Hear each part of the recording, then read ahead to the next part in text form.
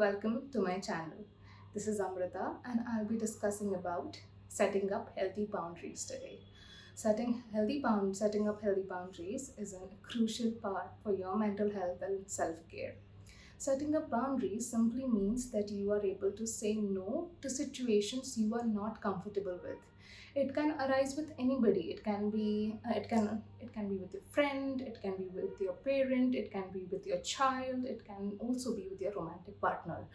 All in all, in every relationship you have to learn the ability to say no to situations you are not comfortable with. Now, when I'm saying this, boundaries also come in certain categories. There are rigid boundaries, there are healthy boundaries, and there are weak boundaries. Healthy boundaries usually come in between rigid and weak.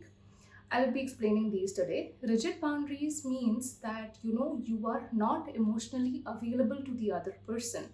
It is because you might be too firm about things. You might say, I don't want to do this, I will not tolerate all this, in a very mean way, and you will not understand what the other person wants. You are not hearing what the other person wants. That is rigid boundaries.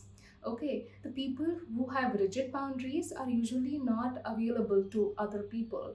They don't set aside time for meeting their friends, they do not value other people, and it all comes in around to this single thing, which means uh, rigid boundaries. This is the one single thing which will make you emotionally unavailable to other people. Uh, Rigid boundaries, and then comes weak boundaries. Weak boundaries is nothing but it certainly means that you are an overly agreeable person. You say yes to everything the other person says. Okay, this is again a very bad thing. You're not supposed to do so. You don't have to be overly agreeable. You can voice out your opinions, and you do not need to fear that what the other person might think on this. That's a wrong thing. If you fear about a certain situation, if you fear that the person might leave you, fear of rejection. Okay, so overly agreeable personalities come under weak weak boundaries, and they also have low self-esteem because they are not able to voice out clearly what they want. Healthy boundaries come in between. Now, what are healthy boundaries? It simply means you are able to distinguish between what you like and what you don't like. You have to be very clear about things you do not like, because you know yourself better than anybody else. You're supposed to be clear about what you like and what you don't like. When you know what you don't like, you need to communicate very clearly to the other person. So first, analyze about what you like and what you don't like, and second, you have to once you analyze, you have to communicate. So two things, analyzing and communication is the key to setting up healthy boundaries. Healthy boundaries, I'll give you some examples with it. First is that you are let's say you do not have the time for to meet your friends daily. So what are you supposed to do? You're supposed to communicate. Now you don't have time, you're busy. You don't have to over explain yourself, but you have to communicate. You have to tell them, okay, so I have these things coming up in my schedule. I need to set aside my time for these. I won't be available for meeting every day, but I will meet you at least once or twice a week. That's a healthy form of communication. You are letting the other person know about what suits you and what doesn't suit you. Second, let's say your family member has some financial thing and you give money daily in a monthly basis to your family members, okay? And you are the, let's say you're the favorite person and everybody comes to you to seek financial help. But now the situation has changed and you are moving on to pursue your new hobby and you won't be able to give in that much. So at that time, you should be able to say, no, I cannot provide more for you.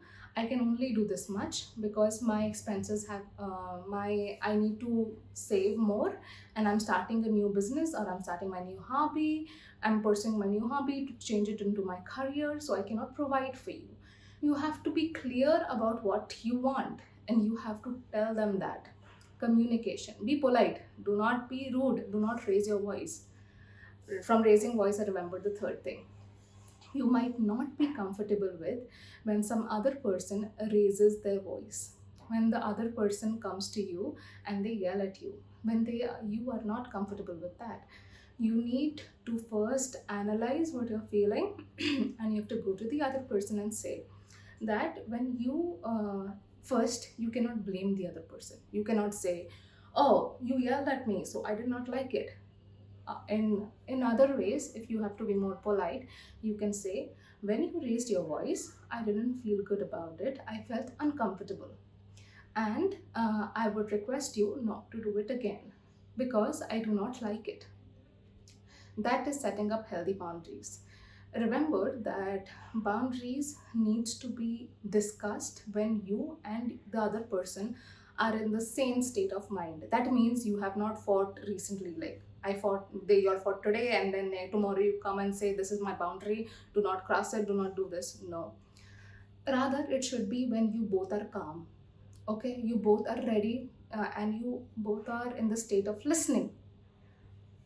That time you have to communicate and say that these are my boundaries.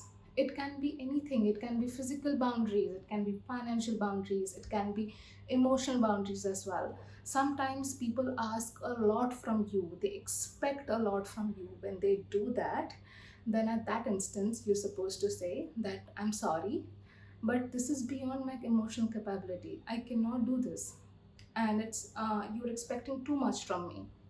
You have to be vocal about what you're feeling. Do not try to agree to whatever they say. Try to value their suggestions. Listen to what they say.